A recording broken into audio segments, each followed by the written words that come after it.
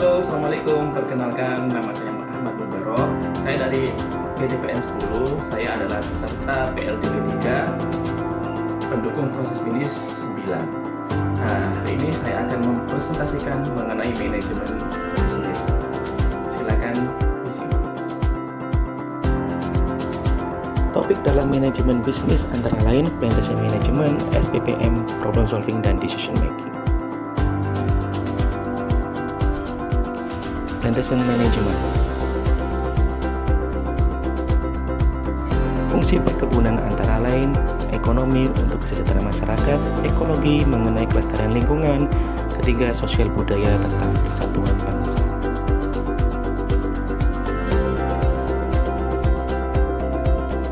Pelaku bisnis dalam industri perkebunan dengan luas areal sekitar 21 juta hektar antara lain perkebunan rakyat 72%, perkebunan swasta 22%, perkebunan negara 6%. Pokok permasalahan dalam industri perkebunan antara lain produktivitas dan kualitas produk masih rendah, sentra produksi yang tersebar dan di daerah, persaingan bahan baku yang relatif kurang sehat, industri pengolahan belum berkembang, pajak dan berbagai permudahan tinggi, kualitas dan komitmen SDM perkebunan relatif masih rendah, dan tekanan isu-isu global.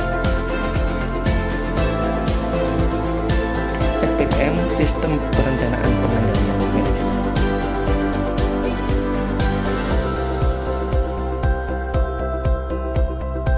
Apa itu SPPM?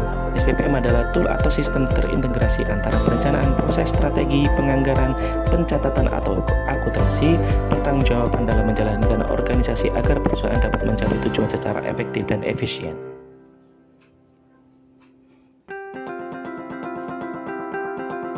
Elemen pengendalian manajemen menggunakan KOSO framework antara lain pengendalian lingkungan, penaksiran risiko, pengendalian aktivitas, informasi dan komunikasi, serta pemantauan. Perencanaan dalam perusahaan harus menjawab what, apa yang menjadi tujuan atau target, who, siapa yang saja yang terlibat, when, kapan rencana akan dilakukan dan berapa lama, how, bagaimana rencana dijalankan dengan efektif dan efisien, why, mengapa rencana harus dilakukan. Tujuan dari perencanaan antara lain menetapkan arah, mengurangi ketidakpastian, meminimalisir pemborosan, 4. Perencanaan dapat terorganisasi. Syarat perencanaan 1. Berdasarkan alternatif, mempertimbangkan banyak hal, realistis, memungkinkan untuk diimplementasikan, ekonomis, tidak terjadi pemborosan, fleksibel, dapat dievaluasi secara sesuai keadaan, terakhir didasari partisipasi dan melibatkan banyak pihak.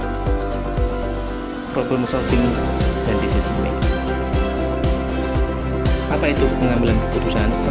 Pembuatan keputusan merupakan suatu proses yang meliputi 8 langkah, termasuk identifikasi dan formulasi masalah, memilih salah satu alternatif, dan mengevaluasi efektivitas. Tahapan pengambilan keputusan ada 8. 1. Identifikasi masalah. 2. Identifikasi kriteria keputusan. 3. Alokasi bobot. 4. Mengembangkan alternatif. 5. Analisis alternatif. 6. Memilih alternatif. 7. Implementasi alternatif. 8. Evaluasi keputusan. Pertama, identifikasi masalah. Misal, permasalahan adalah sepeda motor untuk perkuliahan. Setelah identifikasi masalah, kita identifikasi kriteria keputusan. Pertama, kriteria adalah harga, desain, mesin, dan konsumsi BBM. Setelah identifikasi kriteria selesai, kita lakukan langkah selanjutnya, yaitu alokasi bobot kriteria. Masing-masing dari kriteria tadi kita beli bobot harga 10, desain 5, mesin 7, konsumsi BBM 8. Langkah selanjutnya setelah alokasi bobot adalah mengembangkan alternatif. Kita kembangkan alternatif menjadi beberapa alternatif. Pertama, Honda Beat, Honda Vario, Suzuki Next, Honda Scoopy, dan yang terakhir adalah Yamaha Mio. Langkah selanjutnya setelah mengembangkan alternatif adalah menganalisis alternatif.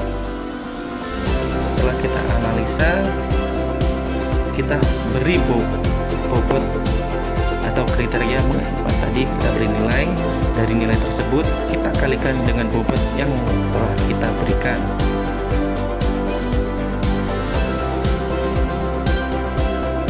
Setelah menganalisa alternatif, langkah selanjutnya adalah memilih alternatif. Dari perhitungan kita pilih nilai tertinggi atau alternatif terbaik. Setelah memilih alternatif, kita implementasikan alternatif. Dari hasil tadi kita mendapatkan solusi, yaitu Honda Beat. Selanjutnya adalah evaluasi keputusan.